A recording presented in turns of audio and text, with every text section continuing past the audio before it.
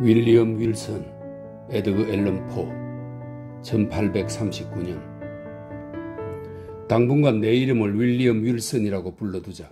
내 앞에 놓인 훌륭한 종이장을 내 진짜 이름으로 더럽힐 필요가 없으니 말이다. 내 집안은 내 이름으로 인해 이미 너무나 자주 조소와 공포와 혐오의 대상이 되었다. 내 전무후무한 수치스러운 행위에 대해 바람조차 붕괴해 이 지상의 가장 외딴 고장에까지 소문을 퍼뜨리지 않았던가. 오, 가장 확실하게 버림받은 자들 중에서도 가장 단호하게 추방된 자로다. 이 세상에서 그대는 영원히 죽은 자가 아니던가. 지상의 명예, 지상의 꽃에, 지상의 황금빛 여문에 대해, 그리고 구름, 자욱하고 음산하고 막막한 구름만이 그대의 희망과 천국 사이에 영원히 가로놓여 있는 것이 아닌가? 그럴 수만 있다면 나는 내가 얼마 전 저지른 입에 담기 어려운 한심한 짓과 용서 못할 범죄를 지금 여기서 구체적으로 기록하지는 않을 것이다. 나는 최근 몇 년 동안 전보다 훨씬 급격하고 심한 타락의 길을 걷게 되었고, 내가 이 글을 쓰는 목적은 단지 그 원인을 밝히기 위해서이다. 인간의 타락은 보통 서서히 일어난다. 하지만 내 경우엔 내가 가진 모든 장점이 마치 망토가 단 한순간에 몸에서 툭 떨어지듯 순식간에 사라졌다. 사소한 장난에서 시작한 일이 한순간에 엘라가발루스는 극단적인 타락을 상징하는 인물로 알려진 로마의 황제입니다. 엘라가발루스의 범죄 행위보다 더 끔찍한 짓으로 변했다. 어떤 우연, 어떤 사건으로 인해 이런 사악한 일이 벌어졌는지 내가 앞으로 적어 내려가는 동안 참을성 있게 들어주면 감사하겠다. 죽음이 나를 향해 다가오고 있다. 그리고 죽음에 앞서 나를 향해 닥쳐오는 어두운 그림자로 인해 내 마음은 차분하다. 내가 으스레한 골짜기를 통과하는 동안 동료 인간들의 공감을 자아낼 수 있기를 간절히 바란다.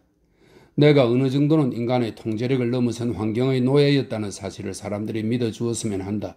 내가 이제 나열할 여러 요소들 중에서 무수한 실수의 사막 안에 있는 아주 조그만 숙명의 오아시스라 할지라도 나를 위해 찾아와 주기를 바란다.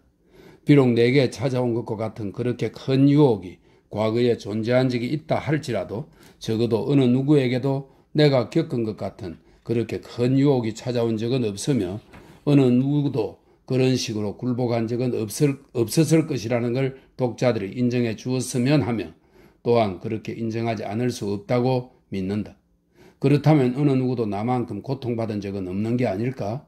난 실상 꿈과도 같은 현실을 살았던 것이 아닐까?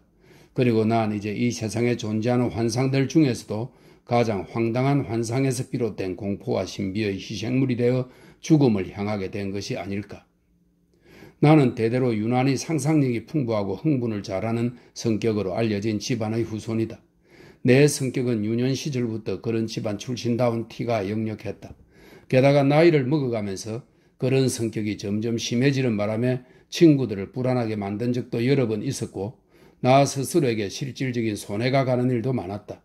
나는 고집이 지나치게 세고 변덕을 심하게 부리는 것이 버릇이며 일단 정열에 사로잡히면 통제가 불가능했다. 체질이 나와 비슷한 데다 마음까지 약했던 부모님은 내 이런 성마른 성격을 조절하는 데 별 도움이 되지 못했다. 내 성격을 바로잡기 위해 그분들이 몇 번인가 시도한 적이 있긴 하지만 그런 미온적이고 서투른 시도는 그분들의 완전한 실패, 그러니까 물론 나의 완전한 승리로 귀결되었다. 그리고 그 뒤부터는 오히려 내 목소리가 우리 집안의 법이 되었고 나는 그런 말을 떼기도 전의 어린 나이에 이미 나 자신의 의지에 완전히 내맡겨졌고 그렇게 불리지는 않았을지라도 실제로는 모든 면에서 내 행동의 주인이 되었다. 학교 생활에 대한 가장 오래된 기억은 잉글랜드 지방의 안개 덮인 마을에 있던 커다랗고 산만한 엘리자베스 양식의 저택에 관한 것이다. 그 마을에는 옹이가 진 거목들이 무척 많았고 그 마을의 집들도 모두 지독하게 오래된 것들이었다. 그 고색 창년한 마을은 꿈처럼 마음을 편하게 해주는 곳이었다. 지금 이 순간에도 나는 마치 현실인 양 그 마을에 있던 짙게 그늘진 가로수길의 상쾌한 향기를 느낄 수 있고 수천의 관목에서 풍겨나오는 향기를 들이쉴 수 있다. 또한 나는 무늬가 새겨진 고데기 양식의 잠든 듯한 첨탑을 품어하는 고요하고 으스레한 공기를 매 시간 둔중하고도 갑작스럽게 깨는 교회 종소리의 깊고 그윽한 선율을 회상하며 말로 이루 다 형용할 수 없는 기쁨으로 새삼 전율에 사로잡힌다. 그 학교와 그에 관련된 일들을 하나하나 세세히 기억해내면서 나는 현재의 상황에도 불구하고 일종의 즐거움을 느낀다. 서글프게도 지금 너무나 실질적인 의미에서의 비참한 기분에 푹 젖어 있는 만큼 비록 심약한 짓이지만 두서없는 몇몇 사소한 사실에 탐닉함으로써 미미하고 잠정적인 그 실망정 위안을 구하는 걸 독자 여러분이 용서해 주리라 믿는다. 더욱이 그 미미한 사실들은 비록 사소하기 짝이 없고 심지어는 우스꽝스럽기조차 한 것들이지만 내가 처음으로 훗날 그렇게 완전히 나를 압도해버릴 내 운명을 어렴풋이나마 감지한 시기 및 장소에 관련된 것이기도 하다. 따라서 그만큼 중요하다는 게 내 생각이다. 지금부터 기억을 더듬어 보려 한다. 나는 앞서 학교 건물이 오래된 동시에 산만한 것이었다고 말했다. 정원은 넓었고 모르타르를 이용해 깨진 유리를 위에 박은 높고 튼튼한 벽돌담이 저택 전체를 에워싸고 있었는데 꼭 감옥의 벽 같은 이 벽이 그 영지의 경계였다. 그 경계 너머는 일주일에 3번만 볼 수 있었다. 선도 교사 2명과 함께 집단으로 인근의 들판을 잠깐 동안 산보하는 것이 허락된 토요일 오후에 한 번, 그리고 아침과 저녁 예배에 참석하기 위해 마을에 단 하나 있던 교회로 행렬을 지어가던 일요일에 2번 말이다. 교회의 목사는 우리 학교의 교장이었다. 엄숙하고 느린 걸음걸이로 설교단을 올라가는 그를 멀리 떨어진 신도석에 앉아 바라볼 때 얼마나 기이하고 황당한 느낌이 들었던지. 이 거룩한 사람, 점잖고도 인자해 보이는 표정에 윤기나고 미끈한 성직자의 옷을 입고 빈틈없이 분을 바르고 뻣뻣하면서도 큰 가발을 쓴 이 사람이 과연 바로 엊그제 코담배 냄새 풍기는 옷을 입은 제 손에는 매를 들고 성난 얼굴로 가혹한 드라콘식의, 이 드라콘식은 기원전 7세기 아테네의 정치가로 최초의 성문법을 제정해서는 너무 가혹한 형벌 제도를 담고 있다는 평을 받은 사람의 식이다 그 말이죠. 드라콘식의 학교 규칙을 실행에 옮기던 그 사람일 수 있을까? 너무나 엄청난 모순이여. 너무도 기괴해서 풀 길이 없구나. 그 저택의 육중한 담 한 구석에는 그 담보다도 더 육중한 대문이 험상궂게 서 있었다. 문은 쇠로 된 나사를 박아 고정시켜 놓았고 문 위에는 뾰족한 쇠못도 꽂혀 있었다. 그 문이 그것을 바라보는 우리를 얼마나 강렬하게 압도했던지 그 문은 앞서 언급한 3번의 출입시 외에는 결코 열리는 일이 없었다.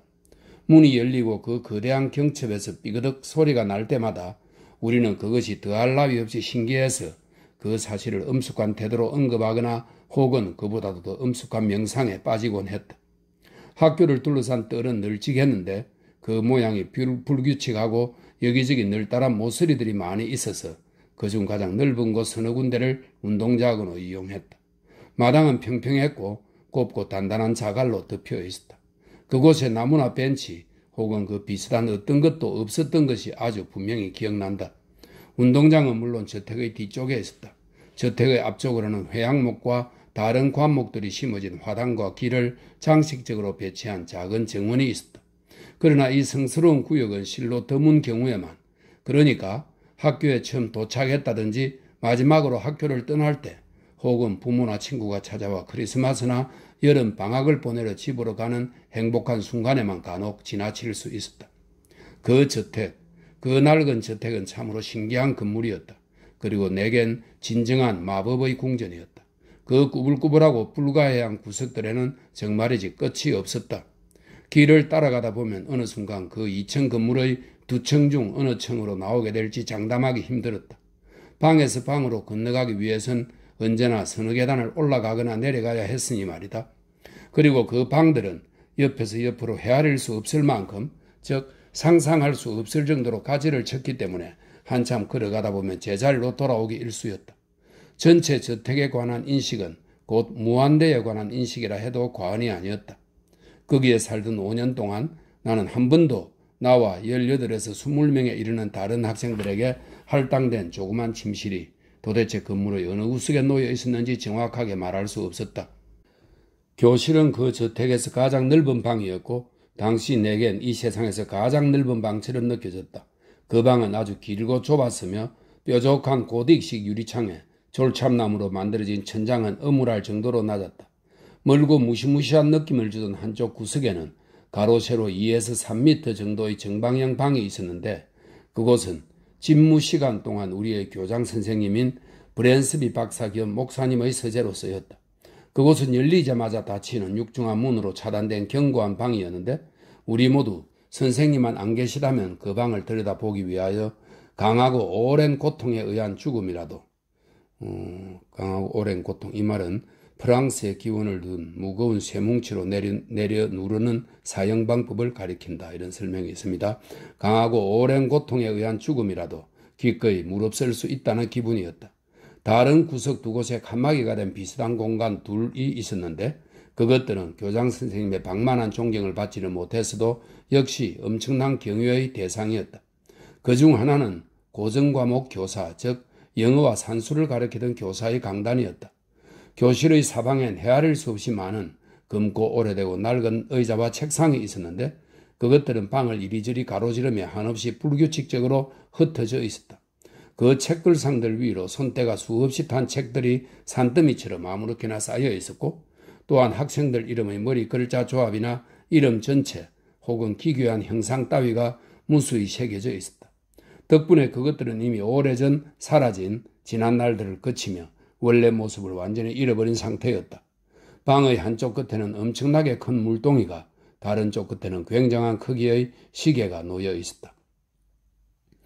이 유수 깊은 기숙학교의 육중한 땀 안에서 나는 내 10대의 첫 5년간을 지루해하거나 혐오감에 사로잡히지 않은 채 보냈다.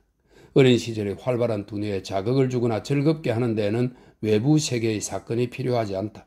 그리고 겉보기에 황량하고 단조로운 학교 생활에는 그때보다 더 성장한 뒤인 젊은 시절에 내가 쾌락에서 구했거나 혹은 완전한 성인이 된 다음에 범죄에서 구했던 것보다 흥미진진한 일들로 가득 차 있었다.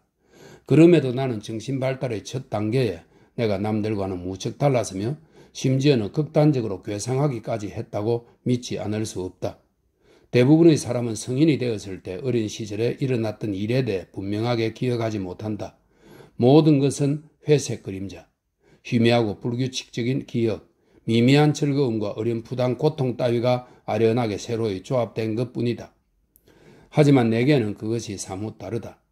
내 감정들이 카르타고의 동전에 새겨진 글자만큼이나 생생하고 깊고 지속적인 선으로 내 기억에 각인된 것으로 보아 어린 시절의 내가 어른과 같은 정신력으로 그 감정들을 느꼈던 게 분명하다. 그럼에도 실상 세상의 눈으로 본다면 그 중에 기억할 만한 가치가 있는 것이 얼마나 적은지. 하지만 아침에 잠에서 깨어나기와 밤마다 침대로 불려가기, 암기와 암송, 주기적인 반휴일과 답사, 소동과 놀이와 업무로 가득 찬 운동장, 정신의 요술에 의해 이미 오래전의 과거에 잊힌 이런 것들에는 감각의 미개지와 풍부한 사건의 세계, 다양한 감정과 극도로 열정적이고 영혼을 고양시키는 흥분된 감정의 세계가 포함되어 있었다. 오, 좋았던 내 시절, 그 철기 시대여. 이 말은 볼테르의 시 사교계인에서 따온 구절로 원문은 프랑스어라고 설명하고 있습니다.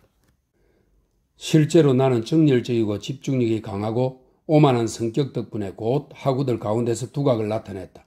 그리고 서서히 그러나 자연스럽게 내 또래나 나보다 나이가 아주 많지 않은 모든 학생들 위로 군림하게 되었다. 단 한 학생만이 거기서 예외였다. 그 예외인 학생은 나와 친척도 아니었는데 이름과 성이 똑같았다. 그것은 실상 별로 특이할 것도 없는 사실이었다. 귀족 집안 출신임에도 불구하고 내 이름은 관례에 따라 옛날 옛적부터 오합지졸 대중의 공동 소유물로 존재해 온 듯한 아주 흔한 이름들 중의 하나였기 때문이다. 이 글에서도 나는 그런 점을 고려해서 내 이름을 윌리엄 윌슨이라고 부르기로 한 것인데 가명이지만 그런 면에서는 내 실명과 크게 다르지 않기 때문이다. 학교에서 쓰는 용어로 또래 집단을 이룬 여러 학생들 가운데에서 나와 동명이인인 그 아이만이 수업시간이나 체육시간 혹은 운동장에서의 다툼에서 감히 나와 경쟁하고 내 주장을 맹목적으로 믿거나 내 의지에 맹목적으로 복종하기를 거부하며 요컨대 어떤 일에 대해서든 내가 내 멋대로 호령하지 못하도록 회방을 놓았다. 이 지상의 궁극적인 형태의 절대적 독재 정권이 존재한다면 그것은 바로 소년 시절에 박약한 정신을 가진 친구들 위해 군림하며 대장 노릇을 하는 소년의 독재 정권이다. 윌슨의 반역은 내겐 가장 큰 낭패의 원인이었다. 남들 앞에서는 윌슨이나 그의 잘난치 않은 행위가 별것 아니라는 듯 허세를 부렸지만 속으로는 그가 무서웠으며 그 아이가 아무렇지도 않게 나와 동등하게 군다는 사실이 그가 진정으로 나보다 우월하다는 증거라는 생각이 들었다. 그 아이에게 압도당하지 않기 위해서는 끊임없는 투쟁이 불가피했다. 하지만 실제로는 나를 빼고는 어느 누구도 그가 나보다 우월하다거나 동등하다고조차 생각하지 않았다. 우리 패거리는 설명하기 힘든 맹목성 때문에 그 사실을 의심조차 하지 않는 것 같았다. 실상 그 아이의 경쟁과 저항, 그리고 내 목적에 대한 주제넘고 끈덕진 회방은 노골적이기보다는 은근한 것이었다. 그 아이에게는 나를 탁월한 존재로 만들어주는 야망이나 그런 야망을 가능케 하는 정열적인 지력이 모두 결핍된 것처럼 보였다. 그 아이가 나와 경쟁하는 동기는 오로지 나를 좌절시키고 놀래주며 내게 굴욕감을 줄이는 묘한 욕망 때문인 듯 했다. 그럼에도 때때로 나는 그 아이의 무례와 모욕과 반대의 행위에 너무나 부적절하면서도 두말할 나위 없이 달갑지 않은 다정한 태도가 섞여 있다는 사실을 목격하고는 경이감과 굴욕감과 분한 느낌이 뒤섞인 기분을 느꼈다. 나로서는 단지 이 기이한 행태가 야비하게도 후원하고 보호하는 척 자처하는 극단적인 허영심 때문일 것이라고 짐작해 볼 뿐이었다. 아마도 윌슨의 행동이 보인 이런 특징과 우리 이름이 동일하다는 사실, 그리고 우리가 우연히도 같은 날 입학했다는 사실로 인해 선배들 사이에 우리가 형제라는 소문이 난 것 같았다. 선배들이 후배들에 관한 사항을 알아볼 때 대부분은 정확성에 집착하지 않으니까 앞서 윌슨이 나와 아주 먼 친척조차 아니라는 사실을 아마 당연히 언급했을 것이다. 그러나 만일 우리가 형제였다면 우리는 분명히 쌍둥이였어야 했다. 브랜스비 박사의 학교를 떠나고 나서 한참이 지난 뒤에 나와 동명인이었던 그 아이가 1813년 1월 19일에 태어났다는 사실을 설명이 있습니다. 포의 생일은 1809년 1월 19일로 작품 속 윌슨의 생일과 날짜가 같다. 이렇게 설명이 되어 있네요. 알렌 포가 4살 위이긴 하네요. 1월 19일에 태어났다는 사실을 우연히 알게 되었으니까. 그리고 이것은 다소 놀라운 우연의 일치였다. 그날이 바로 내 생일이었기 때문이다. 다소 묘한 사실은 윌슨과의 경쟁에도 불구하고 그리고 참을 수 없게 분통이 터지는 그 아이의 반역 행위가 끊임없이 내게 야기한 불안감에도 불구하고 내가 그 아이를 전적으로 미워할 수는 없었다는 점이다. 그 아이와 나는 분명 하루가 멀다고 다투었고 그 아이는 그때마다 겉으로는 내게 승리의 울계관을 양보하면서도 다른 한편으로는 교묘한 방법을 써서 나로 하여금 그 아이야말로 진정한 승리자라고 느끼도록 만들었다. 그럼에도 우리는 내 자존심과 그 아이의 진실된 품위 덕분에 항상 말을 건넬 정도의 사이에 머물렀다.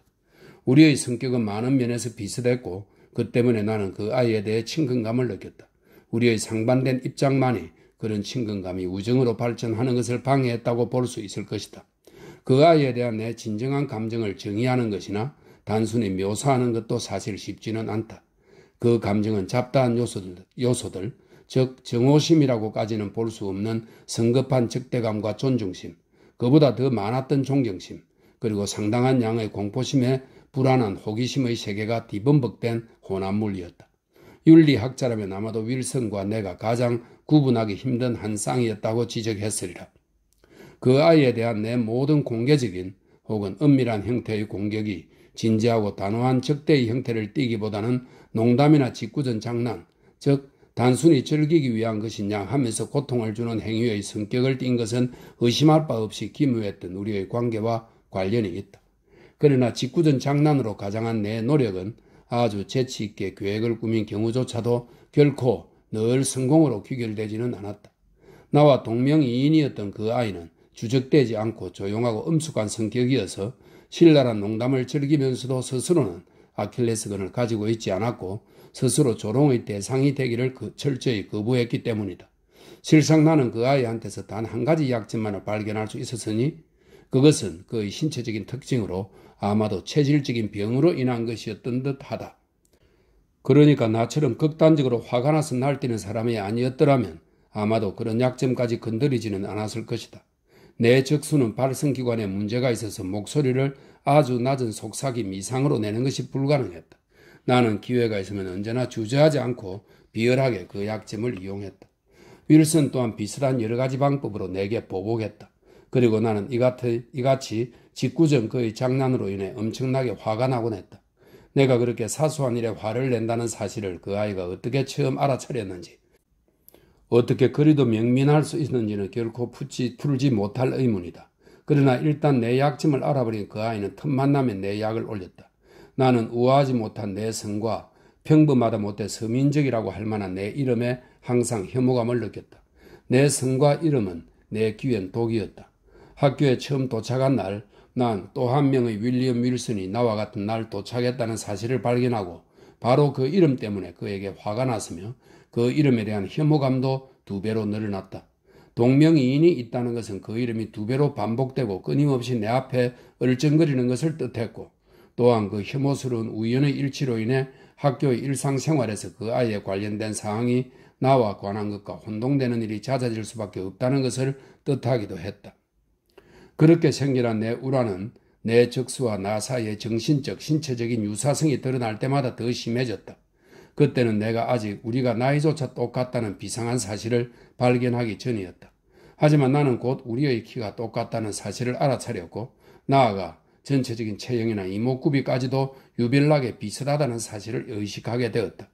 나는 또한 선배들 사이에 널리 퍼진 우리가 친척관계라는 소문도 불쾌했다. 한마디로 말해 우리 사이에 존재하는 정신적, 신체적 혹은 성격의 유사성에 대한 언급보다 더 나를 불쾌하게 하는 것은 이 세상에 존재하지 않았다. 내가 그런 심리적 불쾌감을 아주 조심스럽게 감추기는 했지만 말이다. 사실 학우들이 우리의 유사성에 대해 언급하거나 혹은 단순히 주목한 적이 있다고 할 만한 근거도 있었다. 친족관계라는 소문, 그리고 윌슨 스스로 암시한 경우를 제외하면 말이다. 윌슨 자신이 그 유사성을 의식하고 그런 유사성에 따를 수도 있는 의미 모두에 나만큼이나 집착하고 있으면 분명했다. 하지만 그 아이가 그런 사정으로부터 내 화를 복두들거리를 그렇게 풍부하게 발견했다는 사실은 내가 앞서 말했던 그의 특별한 통찰력에 기인한다고 밖에 할 수 없다. 나를 화나게 하기 위해 그 아이가 한 일은 나를 완벽하게 흉내내는 것이었다. 말과 행동 둘 다 말이다. 그리고 그 아이의 흉내내기는 정말 감탄할 만했다. 내 옷차림을 따라하기는 아주 쉬웠다. 내 걸음걸이나 일반적인 행동도 큰 어려움 없이 모방했다. 심지어 그는 자신의 신체적 결함에도 불구하고 내 목소리까지 따라했다. 물론 감히 내 목소리의 크기까지 흉내낼 수는 없었지만 음색 자체는 똑같았다. 그리하여 그 아이 특유의 속삭임, 그 속삭임은 다름 아닌 내 목소리의 메아리가 되었다. 이 절묘한 초상화, 그의 흉내를 풍조화라고 부르는 것은 그 빼어난 정확성에 걸맞지 않으니 말이다. 하는 설명이 있습니다. 이 절묘한 초상화가 얼마나 나를 괴롭혔는지 정확히 묘사할 길은 없으리라. 그의 모방을 알아보는 사람이 나뿐이었다는 사실, 그리고 나를 괴롭히던 것이 나와 동명이인인 그 아이의 의미심장하고 기묘한 조소뿐이었다는 사실만이 내 유일한 위안거리였다. 그 아이는 자신이 내게 준 상처에 대해 엄밀히 킬킬거리면서 자신이 의도했던 대로 내 마음을 흔드는 것에 만족하는 듯 했고, 자신의 재치 있는 노력이 성공한 것을 보고 대중들이 보냈을 수도 있는 갈채에 대해서는 별반 개의치 않았다. 사실 어째서 다른 학생들이 그 아이의 계획을 알아차리지 못하고 그 계획의 성공을 감지하지 못하며 그 아이와 함께 조소를 보내지 않을까 하는 것은 내가 전전긍긍하며 여러 달을 보내면서도 풀지 못한 의문이었다. 아마도 그의 흉내내기가 서서히 이루어졌기 때문에 다른 아이들이 그것을 쉽게 알아차릴 수 없었는지도 모르겠다. 혹은 모방자의 거장다운 솜씨 덕분에 다른 아이들이 그것을 알아차리지 못했다고 보는 것이 더 타당할지도 모르겠다. 모방자가 원본을 경멸하다 보니 겉으로 드러난 원본의 모습을 넘어 이것이 둔한 사람이 그림에서 볼 수 있는 전부인데 그 정신까지 그대로 그려줌으로써 나 스스로 찬찬히 속상하라고 하는 것 같았으니 말이다. 앞에서 이미 여러 번 언급했듯이 그 아이는 불쾌하기 짝이 없게도 마치 나의 보호자라도 되는 양 행동하며 자주 내 의지에 반대해 주제넘게 참견했다. 그 아이의 참견은 종종 무례한 조언의 성격을 띠었는데 그것도 공개적인 조언이 아니라 은근히 암시하거나 빗대어 말하는 식이었다. 나는 그런 조언이 끔찍하게 싫었고 그 같은 혐오감은 시간이 흐를수록 더욱 심해졌다. 하지만 오랜 세월이 흐른 지금 그 일을 냉정히 돌이켜보면서 그 아이를 정당하게 평가한다면 그 아이의 조언에서 미성숙한 시기에 종종 범할 수 있는 오류나 어리석음이 보이지 않았다는 사실을 인정하지 않을 수 없다. 일반적인 재능이나 세속적 지혜는 몰라도 적어도 도덕적인 감각에 대해서만큼은 그 아이가 나보다 훨씬 더 예리했다. 그리고 만일 내가 그 당시에 그의 의미심장한 속삭임에 담긴 충고를 그렇게 진심으로 정오하고 지독하게 경멸하는 대신 조금이라도 받아들였더라면 오늘날 내가 더 나은, 그리하여 더 행복한 사람이 되었을지도 모른다. 그러나 잘난 체하며 조언하는 그 아이에 대한 불쾌감이 극단적인 반감으로 발전하는 바람에 나는 그의 오만한 행위를 용납하지 않겠다는 의지를 나날이 더욱 공개적으로 표현하며 화를 내게 되었다. 앞서도 말했듯이 첫 해의 우리 관계로 볼 때는 그에 관한 내 감정이 우정으로 발전할 가능성도 꽤 있었다. 그러나 학교 생활이 계속되면서 그 아이의 참견이 어떤 면에선 분명히 예전보다 줄어들었는데도 내 감정은 오히려 그런 변화에 반비례하듯 더욱 명백한 정오로 발전했다. 그러다 보니 어느 시점에선가 그 아이가 그런 사실을 알아차린 것 같다. 그 후론 나를 피하거나 적어도 피하는 신용이라도 했으니 말이다. 내 기억이 맞다면 그런 일이 있었던 때와 거의 같은 시기에 나는 그 아이와 격렬한 논쟁을 벌였다. 그때 그 아이는 경계태세를 누그러뜨린 듯 평소 그의 성격과는 다소 어긋나게도 솔직하게 나왔다. 처음에는 그 아이의 언동과 태도에 놀랐지만 곧 이어 그 아이에 대해 깊은 관심을 갖게 되었다. 아니, 어떤 느낌에 사로잡혔다고 해야 옳을 것이다. 그가 내 먼 과거 유년 시절의 장면들, 아직 기억이라는 것이 생기기 이전 시절에 대한 모호하고 혼동스러운 기억들을 상기시켰기 때문이다. 그때 나를 압도한 느낌을 기술하자면 아마도 언젠가 아주 오래전 무한히 먼 과거의 어느 시점에 내 앞에 서 있던 그 아이와 내가 아주 잘 아는 사이였다는 믿음을 떨쳐버리기가 어려웠다고 하는 것이 가장 정확한 표현일 것이다. 하지만 그렇게 순간적으로 떠오른 착각은 곧 떠오를 때만큼 빠른 속도로 사라졌다. 내가 그때의 그 느낌을 언급하는 이유는 단지 내가 나의 유별난 동명이인과 그 학교에서 마지막으로 대화를 나눈 날에 그런 느낌이 들었기 때문이다. 그 유수 깊은 대저택에는 헤아릴 수 없이 많은 구역들 외에도 아주 많은 방들이 있어 그 방들을 서로 연결해 학생 기숙사로 사용했다. 서투르게 지어진 건물답게 그곳에는 후미진 작은 방과 구석진 모서리, 자투리 부분들도 있었다. 브랜스비 박사는 그런 곳들마저 기숙사 방으로 활용함으로써 투철한 절약 정신을 드러냈다. 그런 곳들은 아주 단순한 벽장에 지나지 않아 단 한 사람이 지내기에도 빠듯했지만 윌슨은 그같이 작은 방들 중 하나에 기거하고 있었다.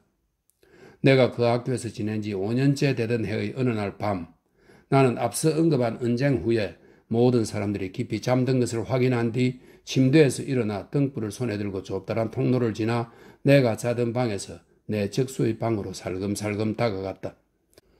그에게 짓궂은 장난을 치려고 오랫동안 빌러왔지만 그때까지 한 번도 실행에 옮기지 못했던 터였다.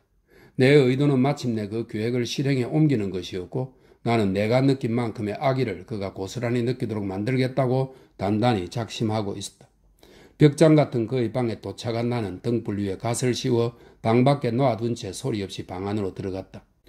발 하나를 안으로 들이민 나는 그의 평온한 숨소리에 귀를 기울였다. 그가 잠든 것을 확인한 나는 되돌아 나와 등불을 집어들고 다시 방으로 들어가 침대를 향해 다가갔다. 내 계획을 실행에 옮기기 위해 나는 침대에 처진 휘장을 천천히 걷었다. 그러자 환한 불빛이 잠자는 그의 모습을 밝게 비추었고 동시에 그의 얼굴이 내 눈에 확 들어왔다. 나는 그 얼굴을 바라보았다. 그러자 즉시 무감각한 느낌, 아주 냉담한 감정이 나를 온통 사로잡았다. 가슴이 뛰고 무릎이 떨렸으며 온 정신이 무엇 때문인지는 알 수 없지만 도저히 견디기 힘든 공포에 사로잡혔다. 나는 가쁜 숨을 내쉬며 그의 얼굴에 등불을 바짝 갖다 댔다. 이것이 바로 이것들이 윌리엄 윌슨 얼굴의 면면이었던가? 나는 실제로 그 면면을 보면서도 그것이 그의 것이 아니라는 착각 속에서 학질 병자처럼 오한으로 들들 떨었다. 그의 얼굴 중 어떤 면이 이렇게 나를 혼란에 빠지게 한 것일까? 나는 그의 얼굴을 뚫어지라 응시했고 그러는 동안 여러 가지 모순된 생각으로 머리가 팽팽 도는 느낌이었다. 깨어 활동하는 동안의 그의 모습은 이와는 달랐다. 결단코 그런 모습이 아니었다. 이름도 똑같았다. 몸집도 똑같았다. 학교에 도착한 날까지 똑같았다. 그리고 그는 내 걸음걸이와 목소리와 버릇과 태도마저 끈덕지고도 무의미하게 모방했다. 과연 지금 내가 목격하는 이 모습을 단순히 그가 나를 습관적이고 조소적으로 모방한 결과라고만 볼 수 있는 것일까? 그런 일이 정말 가능한 것일까? 나는 공포심에 사로잡혀 몸서리를 치면서 등불을 끄고 살그머니 그 방에서 나온 뒤 즉시 그 유수 깊은 학교를 빠져나와 다시는 그곳으로 돌아가지 않았다. 집에서 빈둥빈둥 몇 개월을 보낸 후 나는 이턴에 입학했다. 그 얼마 되지 않은 기간 동안 브랜스비 박사의 학교에서 있었던 일에 대한 기억은 충분히 희미해졌다. 그 일들을 기억한다 하더라도 적어도 내 감정은 전과는 아주 달라졌다고 할 수 있다. 그 드라마는 더 이상 현실적인 드라마도 비극도 아니었다. 이제 내가 거기서 느꼈던 감정이 사실인지 아닌지를 의심할 여유마저 생겼다. 그리고 그 기억을 떠올릴 때마다 인간이라는 존재가 자신의 감각을 쉽게 믿어버릴 만큼 단순하다는 사실에 경이감을 느꼈고 우리 집안이 대대로 상상력이 범상치 않다는 사실을 떠올리며 미소를 지었다. 그런 나의 회의가 이턴에서 내가 영위하던 생활 방식에 의해 줄어들 가능성도 별로 없었다. 나는 그곳에 도착하자마자 곧장 그리고 너무나도 무모하게 지각 없고 어리석은 짓거리의 소용돌이 속으로 뛰어들었는데 그 덕분에 나의 과거에서 모든 것이 꺼져버리고 거품만이 남았으며 모든 견고하고 진지한 기억이 사라지고 과거의 경험 중에서도 가장 경솔한 것들만이 기억에 남아버렸다. 그러나 나는 여기서 한심하게 짝이 없게 방탕했던 내 생활, 학교의 경계망을 피했지만 법을 무시한 것이었던 그 생활의 궤적을 추적할 생각은 없다. 3년이라는 시간이 아무런 소득도 없이 어리석게 지나갔으니 그동안 일어난 일이라곤 내가 습득한 나쁜 습관이 깊이 뿌리를 내린 것뿐이었다. 다소 예외적인 소득이 있다면 그 사이 키가 자랐다는 사실뿐이었다. 그런 생활을 영위하던 나는 마침내 일주일이나 영혼을 저버린 남봉을 부린 끝에 타락한 학생들 중에서도 가장 타락한 축들 몇몇으로 구성된 무리를 내 방으로 초대해 비밀스러운 술잔치를 벌였다. 우리는 밤이 깊은 시간에 만났다. 아침이 밝을 때까지 충실하게 남봉을 부릴 예정이었다. 술은 한없이 넘쳐났고 술보다 위험한 다른 유혹거리도 충분했다. 미치광이 같던 우리의 망나니 짓이 최고조에 달했을 때는 이미 희미한 여명이 동쪽 하늘을 물들이고 있었다. 내가 카드와 술로 인해 미치광이처럼 붉어진 얼굴로 평소보다 더 심하게 불경스러운 건배를 들자고 고집을 부릴 때 방문이 벌컥하면서 삐끔 열리더니 바깥에서 하인의 간절한 목소리가 들려왔고 그 때문에 난 갑작스레 주의를 빼앗겼다. 하인은 어떤 사람이 내게 아주 긴급하게 할 말이 있다고 나더러 현관으로 나와달라고 한다고 전했다. 이미 포도주에 만취해 있던 나는 그 불의의 방해에 놀라기보다는 오히려 흥겨워졌다. 나는 비틀거리며 방 밖으로 걸어나갔고 몇 발짝 가지 않아 현관에 다다랐다. 천장이 낮고 비좁은 그 현관에는 등이 달려있지 않았다. 그리고 그 순간 반운형 창문을 통해 비쳐 들어오던 희미한 여명을 제외하면 어떤 빛도 그곳을 비춰주지 않았다. 문턱에 발을 올려놓는 순간 나는 키가 나와 비슷하고 그때 내가 입고 있던 것과 똑같이 요즘 유행하는 방식으로 재단된 흰색 캐시미어 플로코트를 입은 젊은 청년을 발견했다. 하지만 그 사람의 모습을 그 정도라도 분간할 수 있었던 건 희미한 여명 덕분이었고 그 사람의 얼굴 생김새는 분간하기가 어려웠다. 그 젊은이는 내가 현관에 들어서자마자 황급히 다가와 급히 서두르는 태도로 내 팔을 잡으면서 윌리엄 윌슨이라고 내 귀에 속삭였다. 나는 즉시 정신이 번쩍 들었다. 어떤 면에서는 그 낯선 이의 태도가 그리고 그가 방명을 뒤로 한 채 내 눈앞으로 번쩍 들어 올린 가늘게 떨리던 손가락이 나를 순수한 경이감으로 채워주었다고 해도 과언이 아니다. 그러나 내가 그렇게도 강렬하게 동요한 것은 그 때문만은 아니었다. 그보다는 독특하게 낮은 쇳소리에 실린 엄숙하고도 의미심장한 경고, 그리고 무엇보다도 그 짤막하고도 단순하며 낯익은 속삭임, 그 음색과 음조 때문이었다. 그런 요소들로 인해 수천의 기억이 물밀듯 몰려와서 내 영혼에 일격을 가해 직류전기의 배터리에서 나오는 것 같은 충격을 주었다. 그러고는 내가 미처 정신을 차리기도 전에 사라졌다. 이 사건으로 인해 제 멋대로인 내 상상력이 생기를 얻은 것은 사실이었지만 그 생기는 생생한 만큼이나 순간적이었다. 실로 몇 주 동안 나는 열심히 그리고 바쁘게 그 사건에 대해 알아보았고 그러지 않을 때는 병적인 추측의 구름에 휩싸여 지냈다. 내가 내 일에 그렇듯 끈질기게 참견하고 넌지시 충고하며 나를 괴롭히는 그 독특한 인간의 정체를 모른다고는 할 수 없었다. 그러나 그 윌슨이라는 작자는 도대체 누구이며 어떤 인간인가? 그리고 도대체 어디서 왔는가? 그가 달성하고자 하는 목적은 과연 무엇인가? 이런 질문들 중 어느 것에 대해서도 나는 만족할 만한 해답을 찾을 수 없었다. 내가 유일하게 확인할 수 있었던 것은 내가 학교를 떠난 바로 그날 오후에 윌슨의 집안에 갑작스러운 사고가 있어 그 또한 브랜스비 박사의 학교를 떠났다는 사실뿐이었다. 그러나 나는 이내 그 문제에 대해 생각하지 않게 되었다. 옥스퍼드에 지나갈 준비에 온통 정신이 팔려 있었기 때문이었다. 나는 곧 옥스퍼드에 입학했다. 부모님은 허영침에 차서 이것저것 심사숙고하지 않고 내게 의복들과 정기적인 연수입을 마련해 주었다. 그 수입으로 나는 이미 내 삶의 소중한 요소를 이룬 사치에 마음껏 탐닉했고 헤프게 낭비하는 일에 있어서라면 대영 제국에서 가장 부유한 백작의 가장 오만한 상속자와도 겨룰 수 있을 정도였다. 그렇게 타락을 즐기기에 알맞은 환경에 고무되어 그러지 않아도 타락을 즐기는 체질이던 나는 더욱더 정열적으로 타락에 휩쓸렸고 최소한의 품위를 지키기 위한 평범한 근신조차도 헌신짝처럼 내던진 채 미친 듯이 방탕한 삶에 빠져들었다. 그러나 여기서 내 방종한 은행을 시시콜콜 묘사하는 것은 쓸데없는 지면 낭비일 것이다. 내 방탕이 헤롯 왕조차 능가했고 당시 유럽의 대학 중에서도 가장 타락한 대학에서 성행하던 악습들의 긴 목록에 내 이름을 딴 악습들의 짧지 않은 목록이 추가되었다고 말하는 것으로 족하리라. 하지만 내가 전문 도박꾼이 사용하는 방식 중에서도 가장 사악한 방식을 익혀 그 경멸할 만한 기술에 정통한 뒤 동료 대학생들 중에서도 가장 어리석은 족속들을 속여서 이미 엄청난 양에 달했던 내 수입을 더욱 늘리는데 습관적으로 활용할 정도로 저열하고 비신사적인 경지로 떨어졌다고까지는 아무도 짐작하지 못했다. 그러나 내가 그런 짓을 한 것은 사실이었다. 그리고 다름 아닌 바로 그 행위가 인간적이고 명예로운 모든 정서에 반한 극악무도한 짓이라는 사실이 내 행위가 발각되지 않고 지속될 수 있었던 유일한 혹은 주된 이유였다. 내 친구들 가운데 가장 방탕한 치들이라 하더라도 실로 이 쾌활하고 솔직하며 너그러운 친구인 윌리엄 윌슨이 그런 짓을 했으리라고 의심하느니 차라리 자기가 직접 보고 들은 명명백백한 증거를 의심하지 않겠는가. 주변에서 나를 따르던 한심한 친구들이 보기에 나는 옥스퍼드에 다니는 자비생 중에서 가장 존귀하고 도량이 넓은 친구였고 내 어리석은 행위들은 젊음과 발랄한 상상력의 소산일 뿐이었다. 그리고 내 잘못이라면 타의 추종을 불허하는 변덕 정도이고 내 가장 나쁜 단점이라면 경솔하고 기세 좋은 무절제를 꼽을 수 있었다.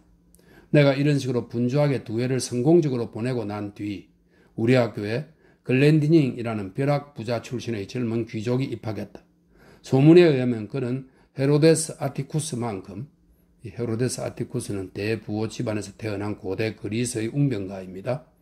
헤로데스 아티쿠스만큼이나 큰 부자였고 또한 그 부를 헤로데스 아티쿠스처럼 쉽게 축적했다고들 했다. 나는 이내 그가 그리 똑똑하지 못하다는 것을 알아차렸고 따라서 내 솜씨를 발휘할 손쉬운 대상으로 당연히 그를 지목했다. 나는 그와 자주 도박판을 벌여 그를 상대로 도박꾼들이 흔히 쓰는 기술을 활용했다. 즉 그에게 먼저 상당한 돈을 따도록 해줌으로써 그가 더욱 효과적으로 내 덫에 걸려들도록 만들었다.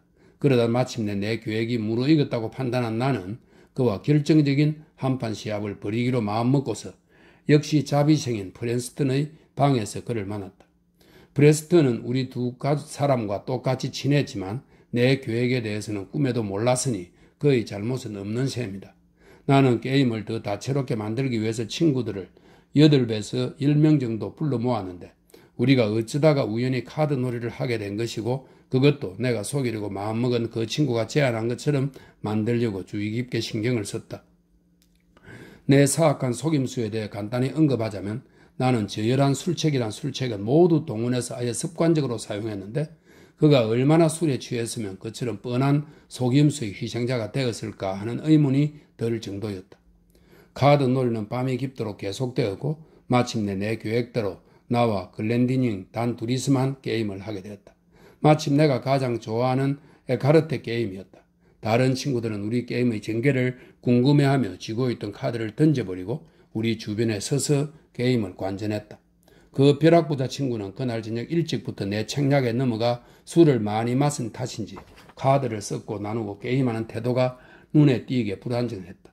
그러다가 나는 아주 순식간에 엄청난 액수의 돈을 잃었는데 그러자 큰 잔에 포트 와인을 따라 단숨에 마신 뒤 내가 이미 침착하게 예상했던 대로 그렇지 않아도 터무니없이 큰 액수였던 판돈을 2배로 올리자고 제안했다. 나는 계속 그의 제안을 거절해서 그가 화를 내도록 부추긴 뒤 마치 내가 홧김에 그의 제안을 받아들인 것처럼 꾸며 마침내 마지못한 척 그 제안에 동의했다. 결과는 물론 내 재물이 얼마나 완벽하게 내 올가미에 걸려들었는지를 증명하는 것뿐이었다. 그의 빚은 1시간도 되지 않아 4배로 늘어났다. 그동안 그의 안색은 점점 술 기운으로 인한 붉은 빛을 잃어갔다. 하지만 그의 빚이 4배로 늘어난 순간 나는 그의 안색이 겁이 날 정도로 창백하게 변한 것을 알아차리고 깜짝 놀랐다. 내가 열심히 알아본 바로는 글렌디닝은 측정이 불가능할 정도의 부자였다. 따라서 그가 그때까지 잃은 총액은 액수로 치면 엄청난 것이긴 했어도 아주 심각하게 그의 화를 돋우거나 그의 재정에 그리 심한 영향을 미칠 정도는 아니라고 생각했다. 따라서 나는 그가 방금 마신 포도주 때문에 맥을 추지 못하는 게 틀림없다고 여기는 것으로 손쉽게 나 자신을 납득시켰다. 그리고 친구들 앞에서 내 이미지를 유지하기 위해서, 그러니까 단순히 이타적이지만은 않은 이유로 그에게 게임을 그만하자고 단호하게 주장해야겠다고 생각했다. 하지만 바로 그 순간 그 자리에 모인 친구들 중 내 주변에 있던 친구들의 표정을 보고 또 글렌디닝이 절망에 빠져 탄식을 내 지르는 바람에 그 친구가 나 때문에 완전히 파산했다는 사실을 깨달았다. 모든 사람들이 그를 동정하고 악마의 악행으로부터 보호하려고 나설 만한 상황이었다. 그런 상황에서 다음에 언급할 사건이 일어나지 않았더라면 내가 어떻게 처신했을지 짐작도 할 수 없다.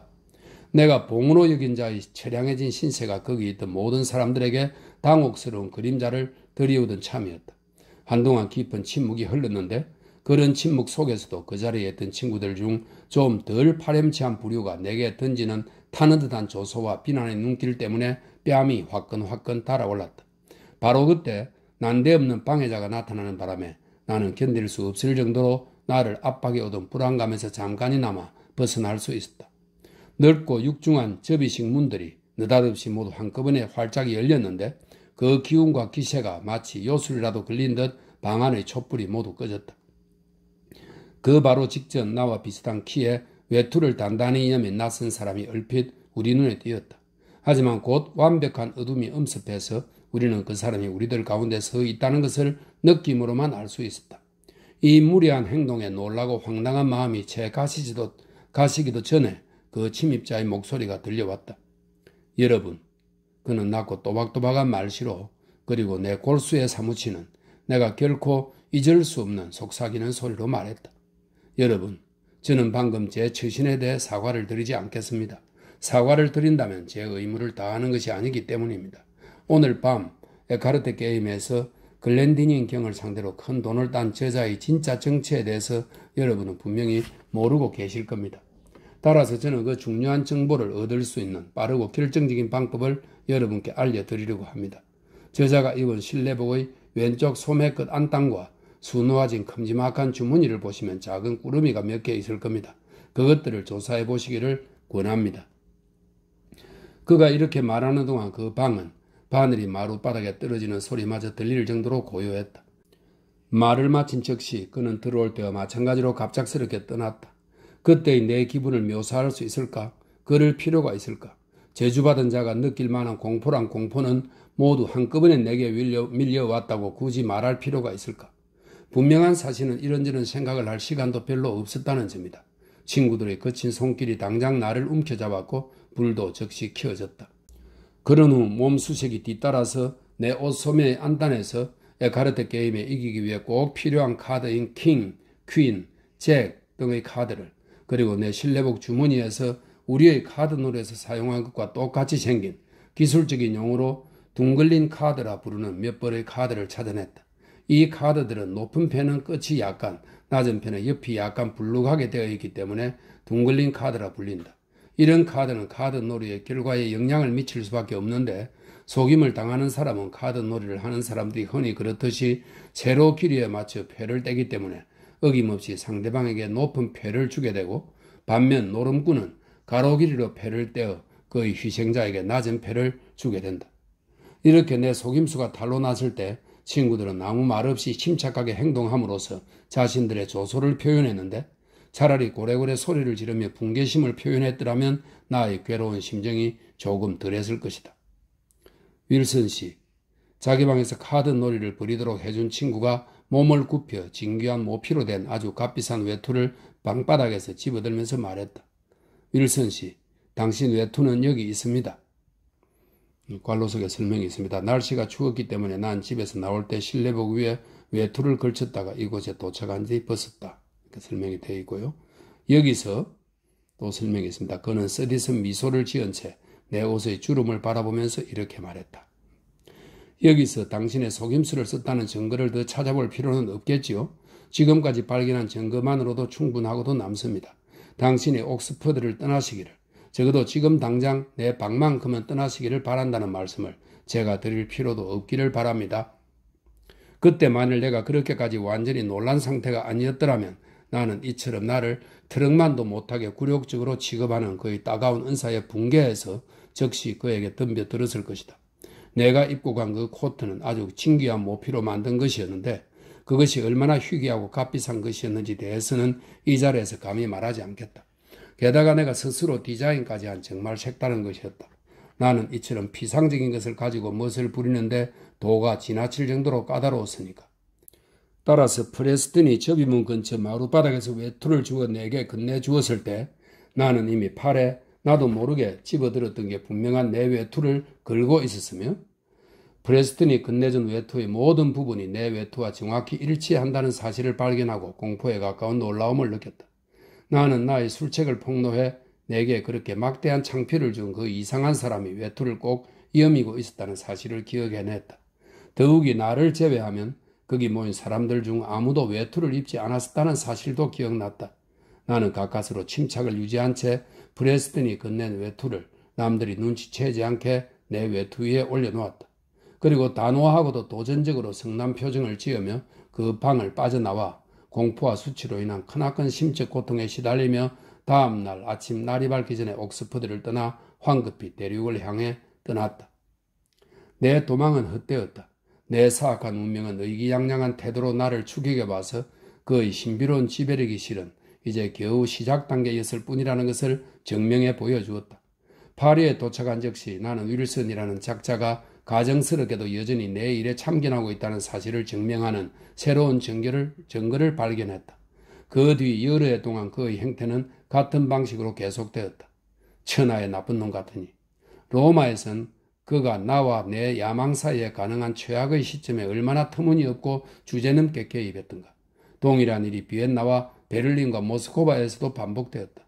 내가 가는 곳이라면 어디에서나 그는 나로 하여금 가슴 속 깊은 곳으로부터 쓰디쓰게 그를 저주할 수밖에 없는 이유들을 제공했다.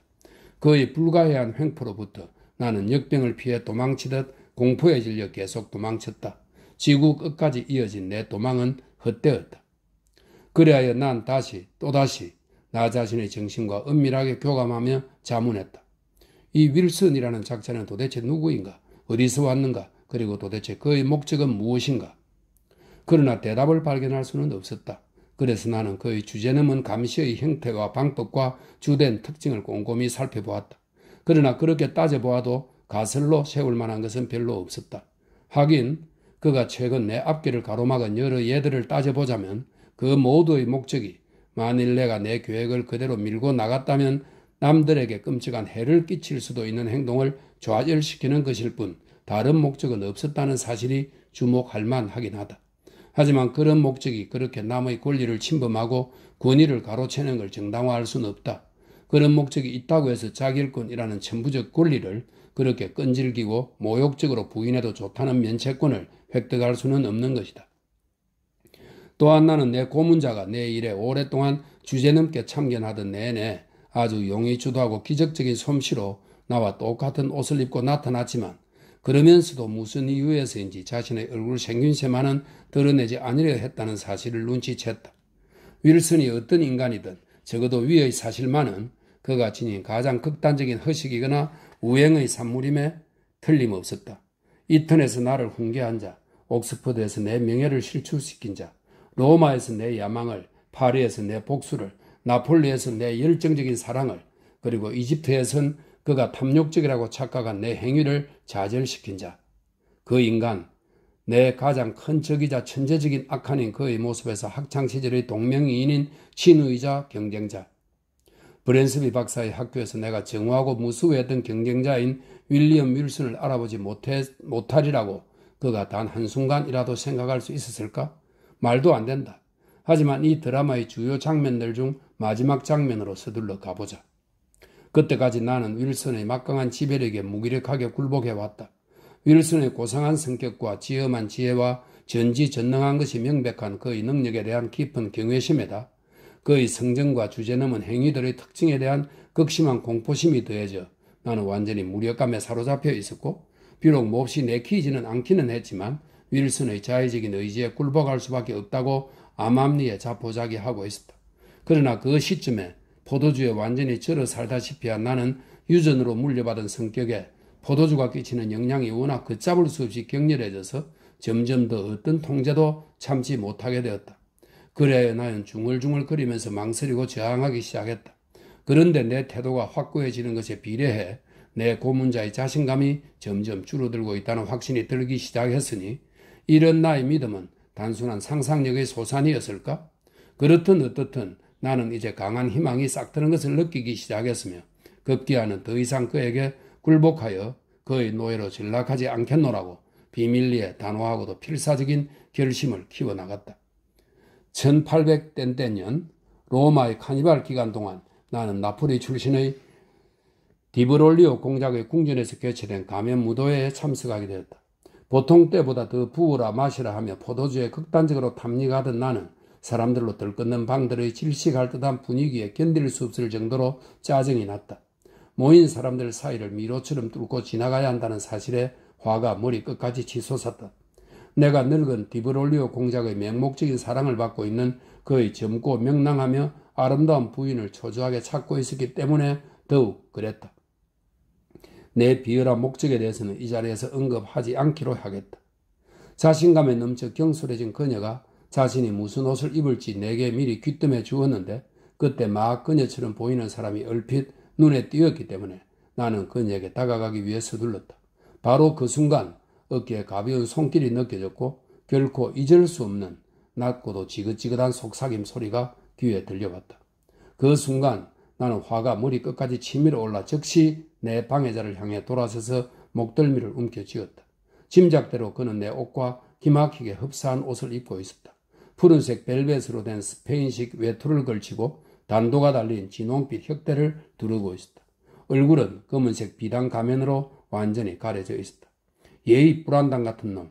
나는 분노로 인해 탁해진 목소리로 말했는데 한마디 한마디 내뱉을 때마다 화가 더욱더 치솟는 느낌이었다. 불안당, 협작꾼, 제주받아 마땅한 악당, 이놈이 죽을 때까지 끈질기게 나를 쫓아다니지 못하게, 결코 그러지 못하게 만들고 말 테다. 쫓아만 다녀봐라. 서 있는 그 자리에서 니놈을 찔러 죽이고 말 테니. 그러고 나서 나는 저항하지 못하는 그를 질질 끌면서 사람들 사이를 마구 헤쳐 무도회장을 나와 그 옆의 작은 곁방으로 데리고 갔다. 일단 방에 들어간 뒤 나는 그를 바닥에 확 내동댕이 쳤다. 곧바로 문을 닫고 그에게 욕설을 퍼부으며 칼을 뽑으라고 명령하는 사이 그는 비틀비틀 일어나서 벽에 기대었었다. 그리고 아주 잠깐 동안 망설인 뒤 이었고 하는 수 없다는 듯 얕은 한숨과 함께 말없이 단도를 꺼내들고 방어 자세를 취했다. 막상 결투는 아주 짧았다. 나는 온갖 종류의 격렬한 흥분으로 날뛰는 광란 상태에 있었고 내 팔에서 일당백의 에너지와 힘을 느꼈다. 결투가 시작된 지 몇 초도 되지 않아 나는 그를 힘 하나만으로 벽으로 밀어붙여 굴복시킨 후 그의 가슴에 칼을 난폭하고 잔인하게 여러 번 내리꽂았다. 바로 그 순간 밖에서 누군가가 문의 빗장을 흔들었다. 나는 서둘러 문으로 다가가서 그 사람이 들어오지 못하게 막은 다음 죽어가는 적을 향해 다가갔다. 하지만 그때 내 앞에 펼쳐진 모습을 보고 내가 느낀 경악과 공포의 감정을 인간의 언어로 어떻게 다 제대로 묘사할 수 있단 말인가. 내가 눈을 돌린 짧은 순간 동안 방의 위쪽 혹은 반대쪽의 배치가 완전히 달라진 것이 분명했다. 정신이 혼미한 내겐 그 순간 바로 전까지도 아무것도 없던 자리에 커다란 거울이 걸려 있는 것처럼 보였다. 완전히 공포에 질린 내가 거울을 향해 한 발짝 두 발짝 다가가자 창백하게 질리고 피로 얼룩진 내 모습이 나를 만나기 위해 힘없이 비틀거리며 한 걸음 두 걸음 다가왔다. 하지만 그것은 내 느낌이었을 뿐 실제는 물론 달랐다. 그때 내 앞에 서서 죽음의 고통을 견디던 사람은 내 적인 윌슨이었다. 그의 가면과 외투는 그가 벗어던진 그대로 마룻바닥 위에 놓여 있었다. 그의 복장 중에서 단 하나의 실오라기도, 그의 얼굴 전체에 독특하게 두드러진 윤곽 중에도 단 하나의 선도 나 자신의 것과 다른 것은 없었다. 그것들은 나의 것과 절대적으로 동일했다. 그 사람은 윌슨이었다. 하지만 그는 더 이상 속삭이는 목소리로 말하지 않았으니 그가 다음과 같이 말하는 동안 나는 마치 나 스스로 말하고 있는 것 같은 느낌을 받았다. 너가 이겼고 내가 졌다는 것을 인정한다. 하지만 지금부터는 너 또한 죽은 거나 마찬가지다. 넌 세상과 천국과 희망에 대해 죽은 존재니까. 넌 여태까지 내 안에서 존재해 왔으니까. 너의 모습과 똑같은 내 모습을 보면서 나를 죽임으로써 너가 얼마나 철저하게 너 스스로를 살해한 것인지 똑똑히 보라고.